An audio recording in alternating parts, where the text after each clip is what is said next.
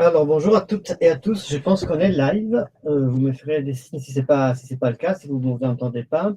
Alors, merci d'être présents, assis, nombreux, pour cette première session des Enablement.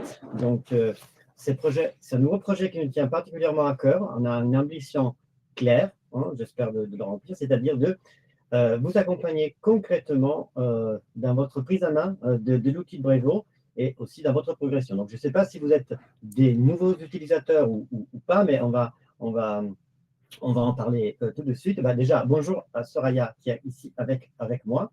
Bonjour Alessandro, bonjour à tous. Alors, avant de commencer, quelques mots. J'essaie d'être rapide parce que je veux vous expliquer comment on va euh, gérer cette session aujourd'hui et comment on va gérer les prochaines. Donc, la première chose que je veux vous dire, c'est qu'on va avoir plus ou moins 30 minutes, peut-être un peu plus, on verra en fonction aussi des questions que vous allez nous poser.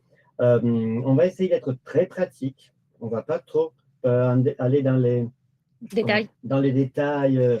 Donc, on ne va pas être trop euh, comme à l'école, on vous explique des choses et vous êtes là. Donc, vous pouvez interagir avec nous dans le chat. Donc, si vous avez des questions, par contre, vous les posez dans l'onglet questions. Comme ça, on ne le rate pas. Mais si vous avez des choses très pratiques à nous pour l'interaction, donc là, par exemple, je vois tout le monde qui dit bonjour, Julien, Hugo, Pascal, Asta. Donc, tout le monde dit bonjour et on dit bonjour.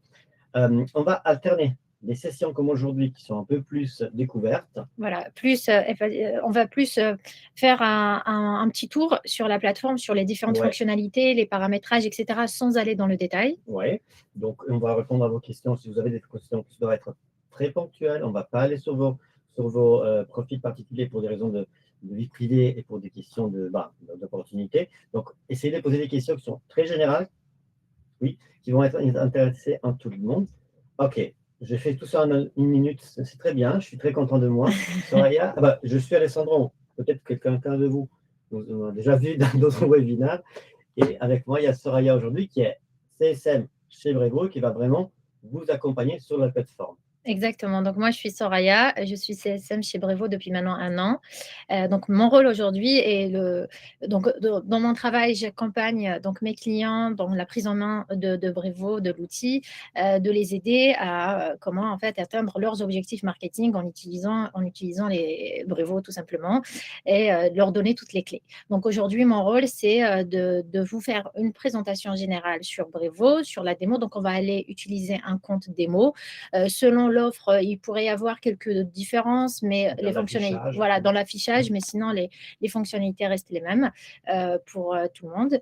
Et voilà, donc comme disait Alessandro, on va aller regarder les différentes briques, les différentes fonctionnalités, et après il y aura d'autres sessions plus Ouais. tard pour aller deep dive sur chaque Oui, sur chaque section, exactement. on essaie d'entrer tout de suite dans le sujet. Yes. Avant peut-être d'aller sur Oui, la plateforme, on va voir un petit oui. peu la, Il faut juste que je retrouve les slides que je les suis en train de slides. partager et que j'ai perdu. C'est Non, ici. Non, elle est là. Super. très bien. Donc, comme vous le savez, Brevo, c'est une suite modulaire all-in-one. Donc, la couverture fonctionnelle, elle comprend différentes briques. Donc, selon les offres, vous avez la principale qui est marketing plateforme, ça, tout le monde l'a, avec Messaging API aussi. Donc, le marketing plateforme, bien évidemment, c'est pour l'envoi des campagnes, pour tout ce qui est automation, les formulaires, etc. Ensuite, Messaging API, c'est pour les envois transactionnels ou par SMTP, soit par API ou SMTP, tout dépend. Nous avons aussi une Block Loyalty Engine qui est pour les programmes de fidélité. Donc ça, c'est pour les clients qui sont peut-être plus dans le retail, pour donc voilà, offrir des programmes de loyalty, de fidélité à leurs clients. Et en termes de canaux de communication, donc nous avons différents canaux. Le plus connu, c'est l'email. C'est vraiment la base. C'est la base. C'est exactement tout le monde là. Et ensuite, nous avons le SMS, le WhatsApp. Donc, le WhatsApp et le SMS, ça fonctionne un petit peu comme l'email. C'est-à-dire, vous avez des crédits pour activer le SMS ou le WhatsApp. Il suffit donc d'acquérir des crédits SMS et WhatsApp. Et ensuite, bien évidemment, sur le WhatsApp, avoir un compte business, Meta. Et pour le SMS, SMS, avoir des senders, numéro de téléphone validé. Il y a aussi le wallet qui est un autre canal de communication. Pareil, c'est plus utilisé par les retailers, donc c'est des cartes de fidélité. Nous avons aussi le push et les pop-up. Donc, ça c'est pour le web et pour les applications. Donc, tout ça en termes de canaux de communication. Et pour un petit peu venir la transverse de tout ça pour gérer toutes les données, que ce soit les données qui transatent sur Brevo ou même des données externes sur d'autres outils, des ERP, d'autres CRM, etc. Donc, nous avons aussi la Customer Data Platform.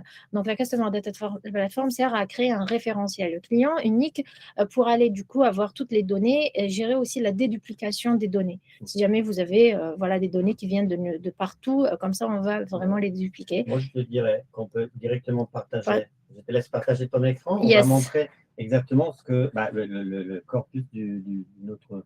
Je te dis aussi de partager peut-être ton micro. Je coupe le mien, comme ça, on t'entend mieux. Ok. Je crois qu'il est on, mon oui, micro. C'est bien. Moi, je te vois. Est-ce que tout le monde voit? Je pense que mon oui. écran. Là, c'est la plateforme. Ça, c'est la page d'accueil. Quand tu te connectes, quand on se connecte avec. J'adore quand ils font ça parce que ça me donne l'idée. Exactement. C'est l'interaction. Du coup, je disais, c'est ce qu'on voit quand on se connecte, non?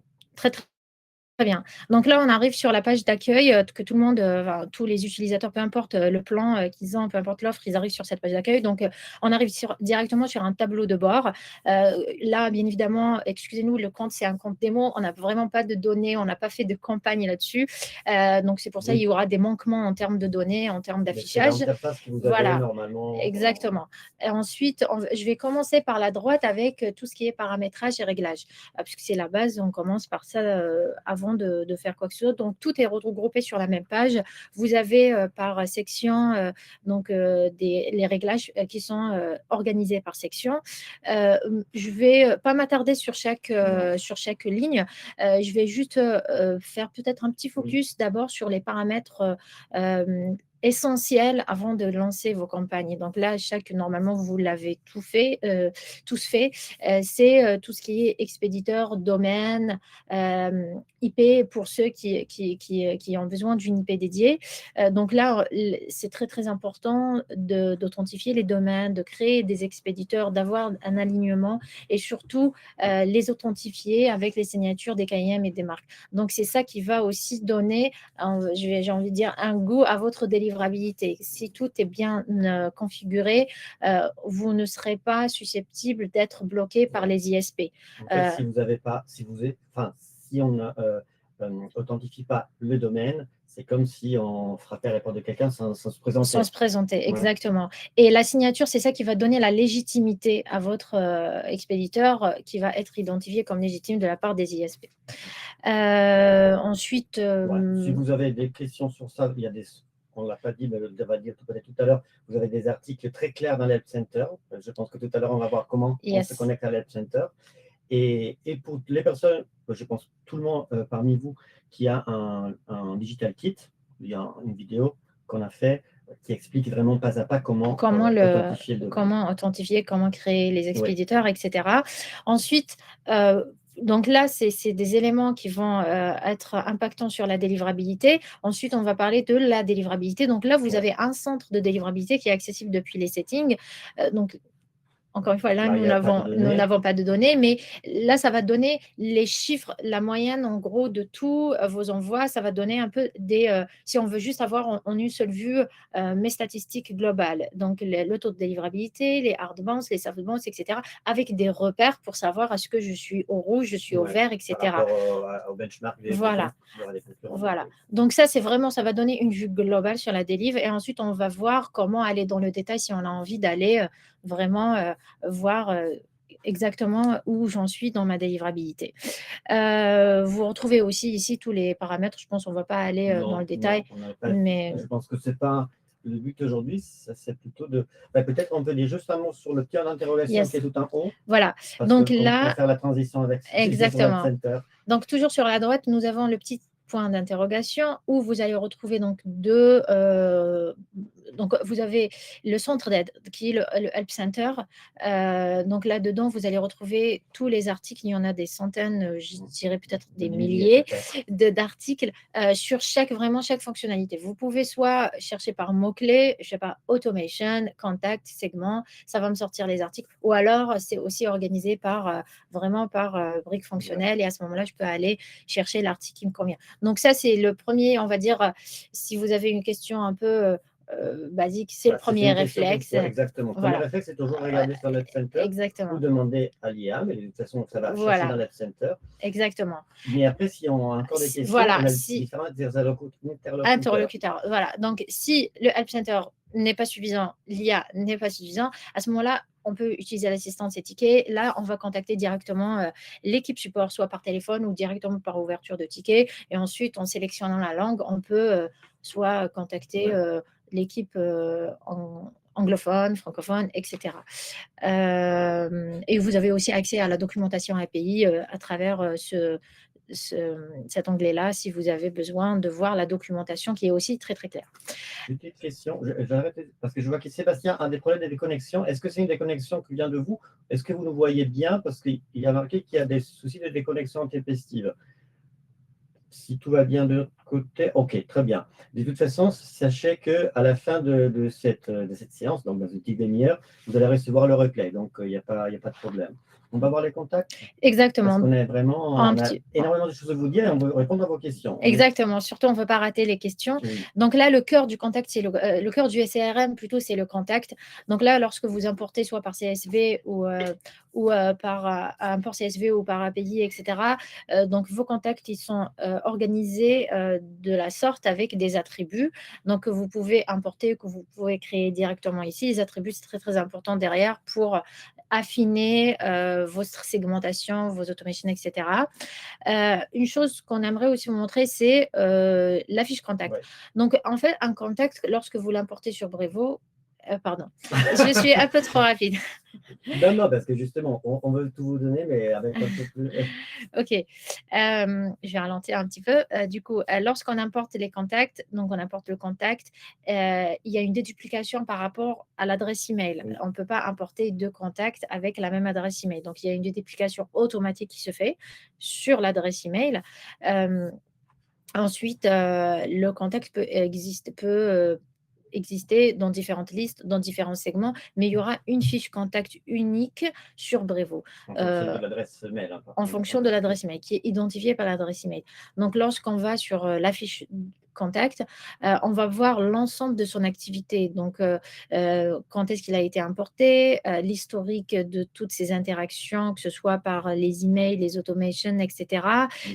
Les clics, si jamais il y a les clics aussi sur les campagnes, mais aussi si vous avez, par exemple, activer le plugin de votre e-commerce, à ce moment-là, il y aura aussi un historique de ces achats. Si vous avez activé le tracker web Brevo sur votre site, il y aura aussi l'historique de ces connexions, de ces visites sur le site internet. Donc ça, c'est ce qui va derrière nous aider par rapport à notre segmentation, à cibler nos campagnes, etc. Donc, toutes ces données-là vont servir par la suite. Voilà. Et on va afficher aussi dans quelle liste mon contact se trouve. Voilà.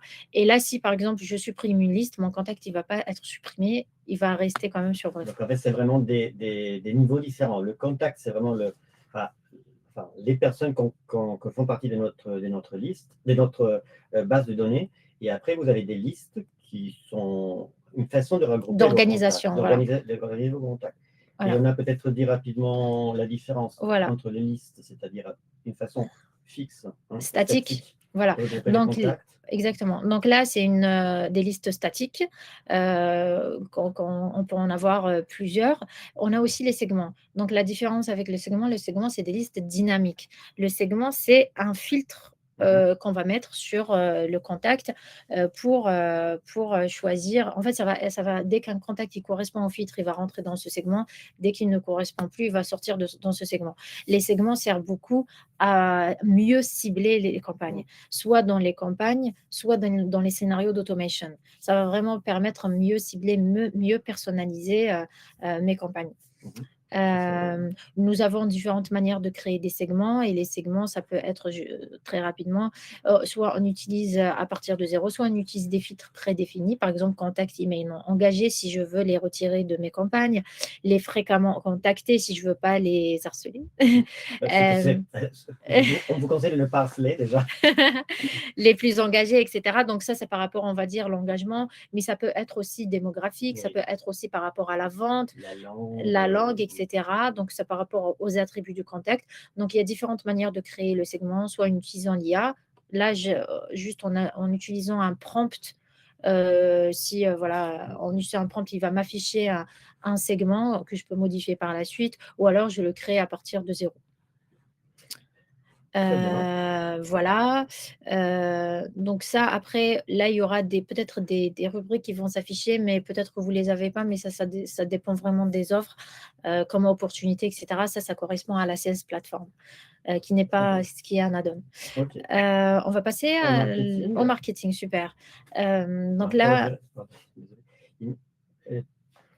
On va répondre à votre demande, question Christelle. On répondra aux questions au fond, parce qu'on va vous présenter, sinon on risque de ne pas tout vous montrer. Donc on va vous répondre tout à l'heure, Christelle. Donc oui, on parlait des campagnes, on peut avoir des campagnes différentes sur les différents canaux. Donc là, je pense qu'on commencera à regarder les campagnes email. Oui, c'est ça. Donc là, en arrivant sur campagne, en fonction de ce que j'ai activé, je peux réaliser des campagnes email, des campagnes SMS, des campagnes WhatsApp ou des campagnes push. Donc là, on va donner un exemple des campagnes email. Donc la campagne email, voilà, j'aurai au préalable créer un template. Le template, ça peut se créer donc soit avec les templates prédéfinis existants, soit je crée un contenu à partir de zéro, soit j'utilise un template, soit j'utilise le code HTML. Donc ça, c'est au choix. Donc, on ne va pas rentrer dans le détail de la création de template, il y aura une autre occasion pour ça. Mais vous pouvez aussi créer votre bibliothèque de marque avec votre logo, vos couleurs, etc. pour avoir de la consistance de la marque. Voilà, donc ça, concernant le template. Il y a une session deep dive, je pense, si je ne m'abuse pas, le mois prochain, exactement pour vous montrer comment on peut créer des beaux templates et des templates efficaces. On a eu un webinaire récemment sur ça au mois de novembre, sur ça avec un peu de tips, de conseils. Très bien. Donc, comme je disais, en arrivant sur création de campagne, on peut choisir le canal qu'on veut activer. Pour les SMS et les WhatsApp, il suffit d'acquérir des crédits SMS et WhatsApp et avoir un numéro de téléphone pour pouvoir les faire. Pour les emails, donc vous avez la possibilité de créer des campagnes classiques ou alors réaliser des tests AB, soit en testant l'objet de l'email ou alors en testant le contenu de l'email. Si on part sur une campagne classique, donc là, les prérequis ou on va dire les paramètres importants à gérer avant de lancer la campagne, bien évidemment l'expéditeur authentifié. On va choisir qu'on voyait tout à l'heure. On va choisir nos destinataires. Vous pouvez envoyer soit à des listes de contacts, soit à des segments ou alors les deux.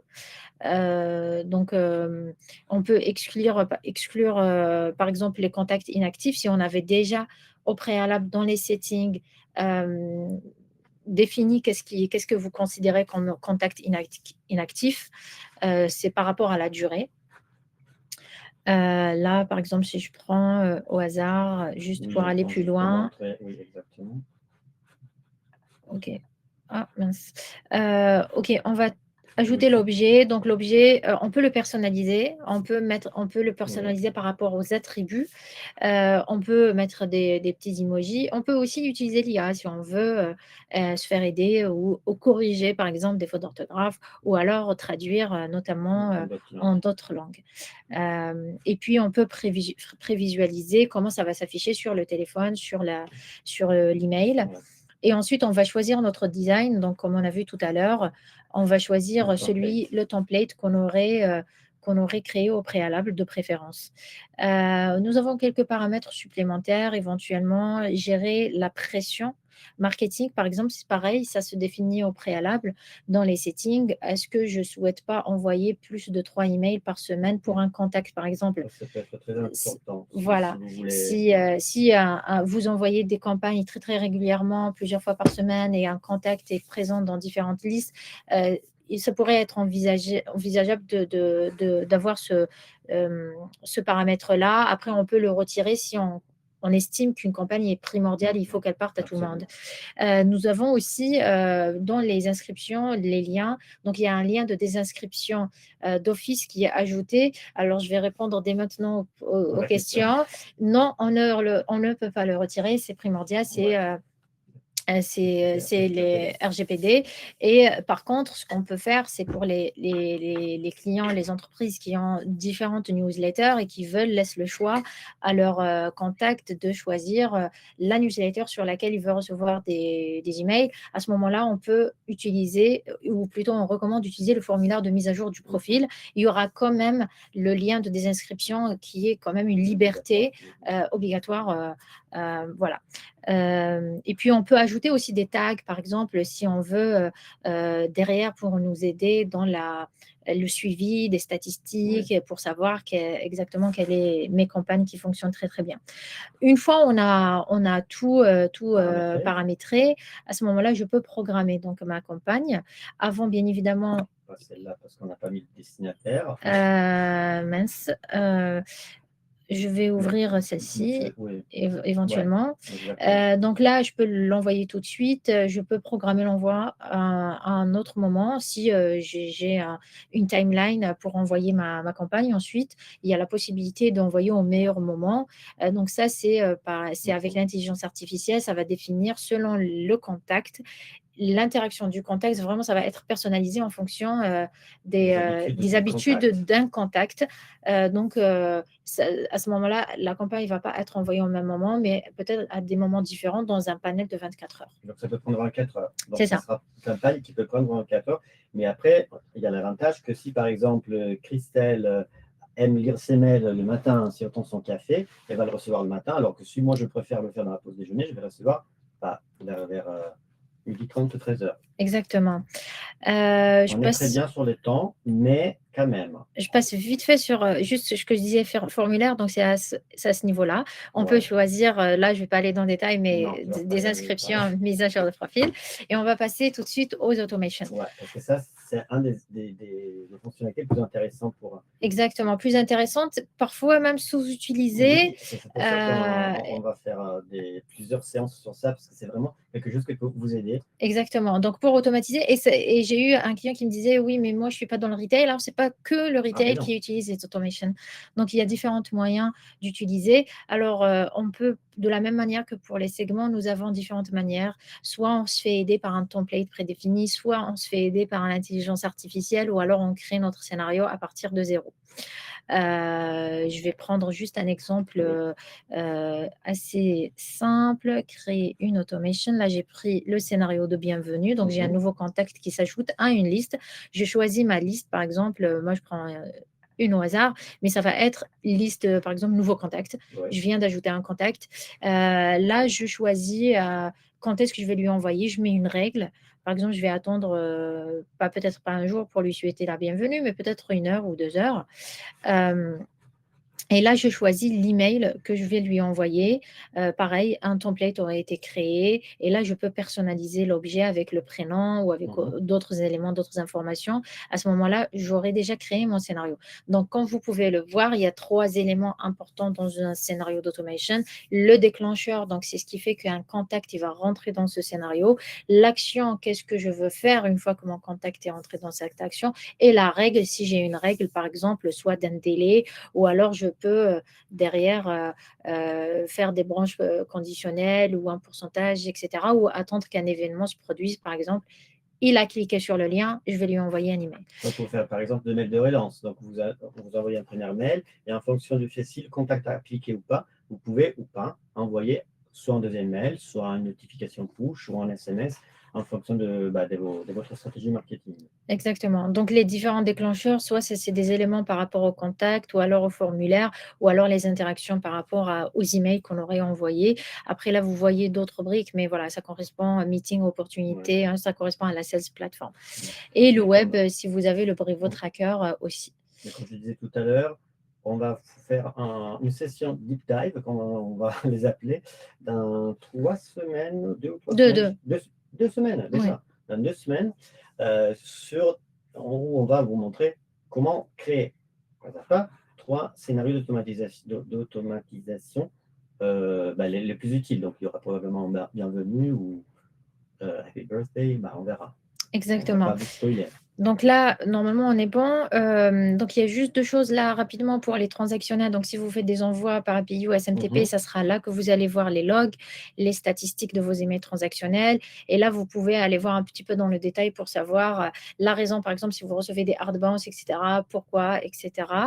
Sachant que ces éléments-là se retrouvent aussi au niveau de la fiche contact. Si un contact est blocklisté, il va s'afficher sur sa fiche contact. S'il est blocklisté pour les emails transactionnels ou les emails marketing. Pour finir, nous avons aussi, selon les offres, mais il y a Analytics qui permet d'aller suivre les différentes statistiques, donc soit avec des dashboards prédéfinis, vous en avez 8, pour suivre toutes les statistiques et tous vos envois marketing, transactionnels, automation. Donc là, vous allez vraiment avoir le détail par scénario, par campagne et global aussi.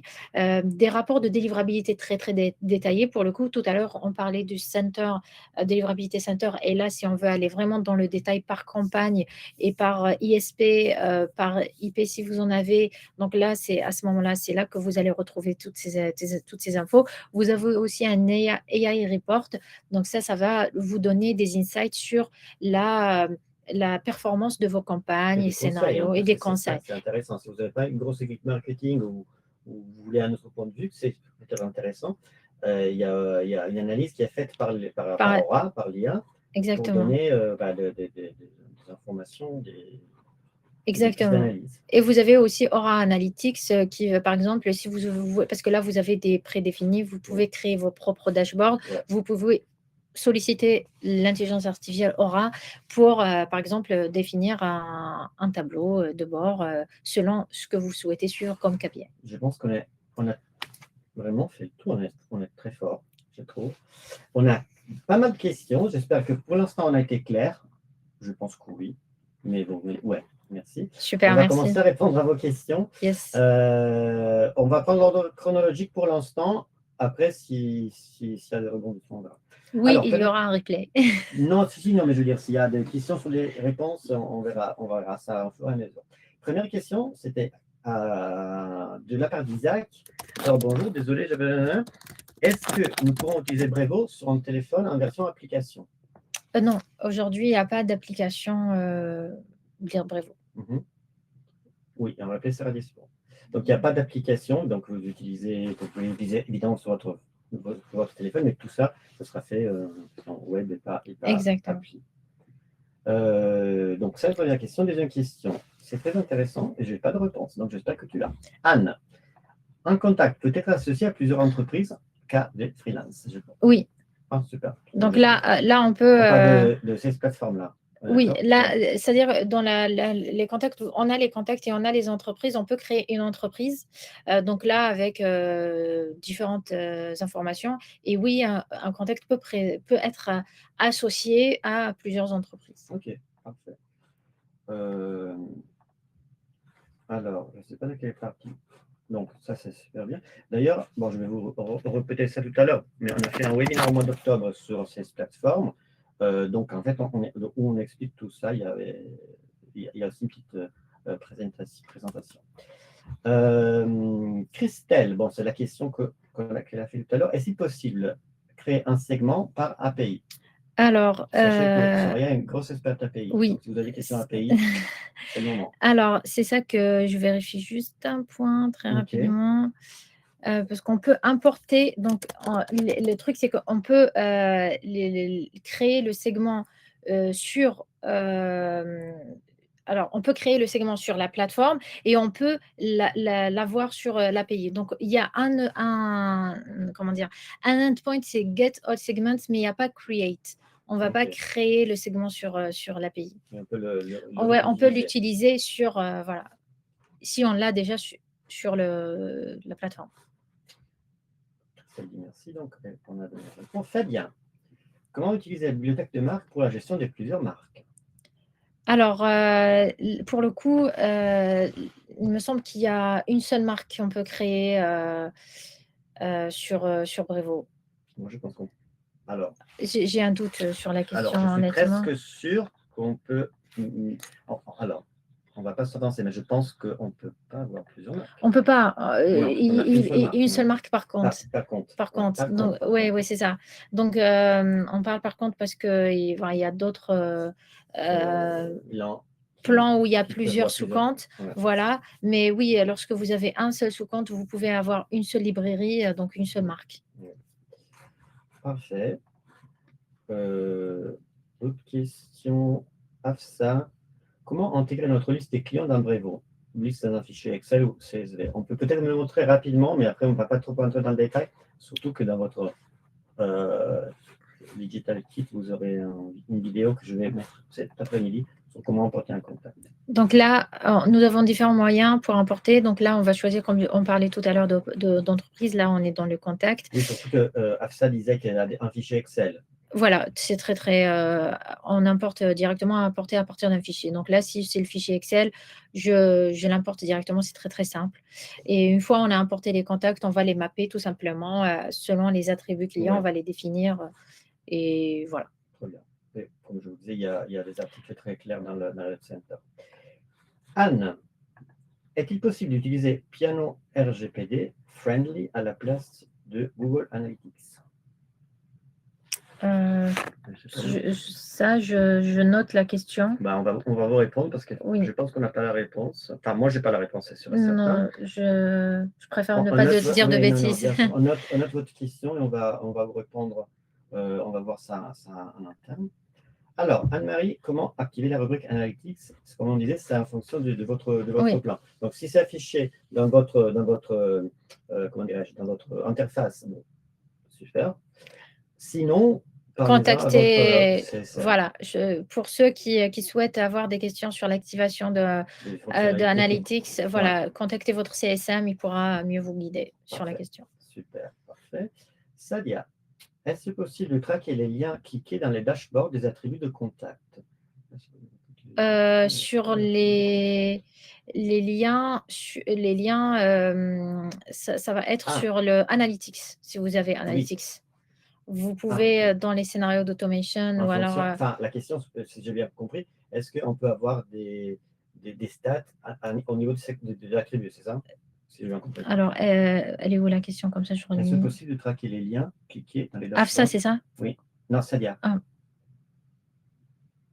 11h33. Ah, c'est-à-dire, est-ce possible de traquer les liens cliqués dans le dashboard des attributs de contact? Alors, est-ce qu'il est possible de traquer les liens cliqués, mais ce n'est pas dans le dashboard des attributs de contact. Ça sera dans la fiche de contact. Par exemple, dans la fiche d'un contact, je peux voir les liens sur lesquels il a cliqué. Le tableau des attributs de contact, il y aura… il y aura pas, enfin, non, enfin, je suis pas sûre d'avoir bien compris, mais Mais sinon, si on n'a pas bien répondu, enfin, si on n'a pas répondu exactement à votre question, Sadia, n'hésitez pas à la reformuler parce qu'on a peut-être raté votre use case. exactement.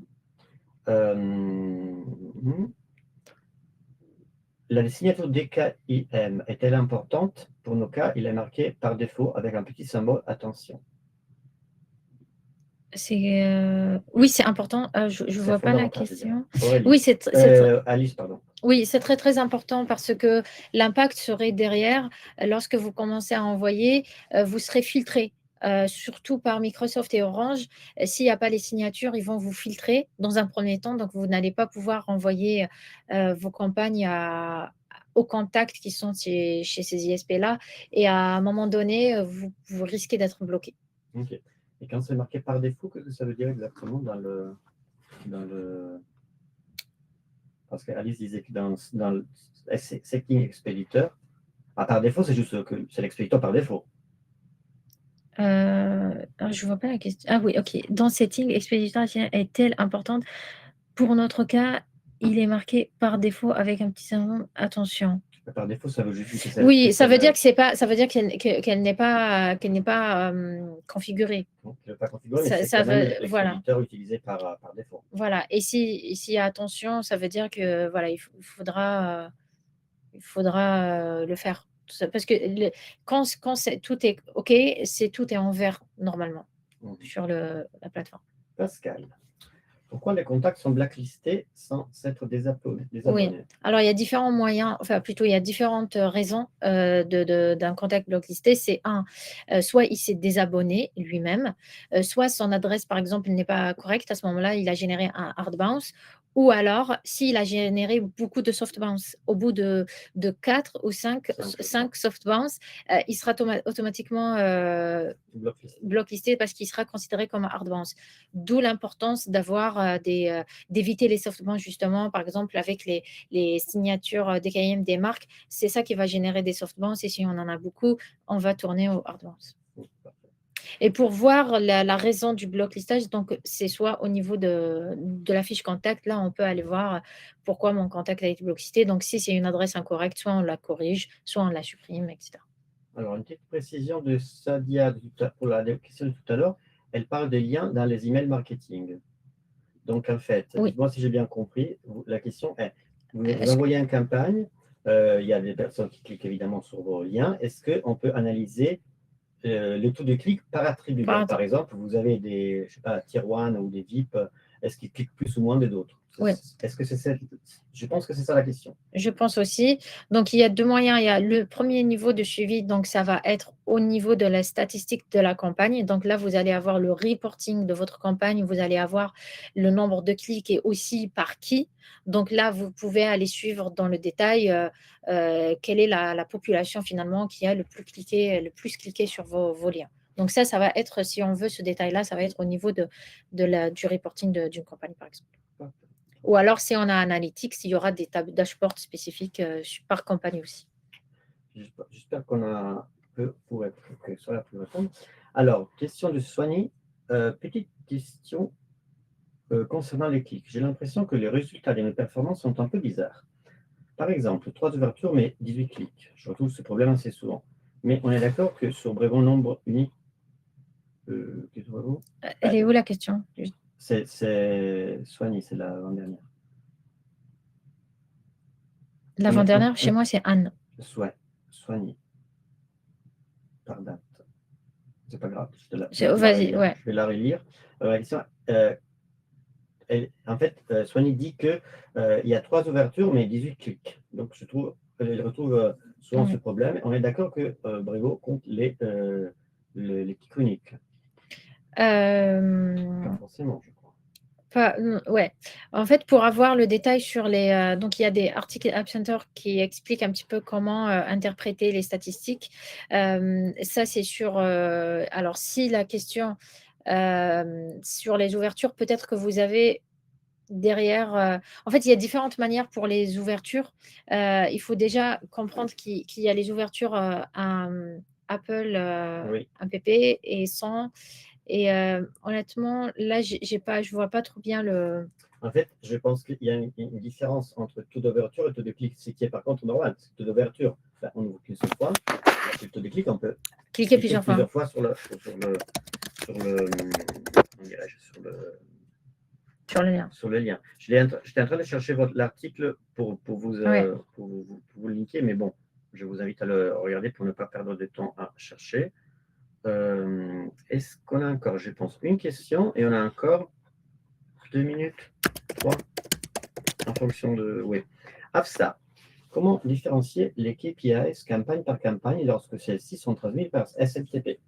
Nous avons les stats d'un transactionnel statistique, mais nous n'avons pas de filtre par campagne. Alors, oui, alors parce que normalement, les envois SMTP, ce n'est pas des campagnes marketing, c'est-à-dire on ne fait pas une campagne all-in-one, plutôt one-to-many. En général, les SMTP, ça va être les envois SMTP, ça va être de l'envoi un par un. Et ouais, c'est du transactionnel en fait. Du coup, c'est pour ça on n'a pas normalement la notion de campagne sur ces envois-là. C'est pour ça on va avoir des envois, des logs et on va avoir des statistiques sur une période de temps et sauf si on a des tags. Peut-être le contournement, si on veut suivre, par exemple, si on fait des envois spécifiques, si on ajoute un tag, ça va nous permettre d'avoir cette granularité pour savoir par thématique d'envoi la moyenne.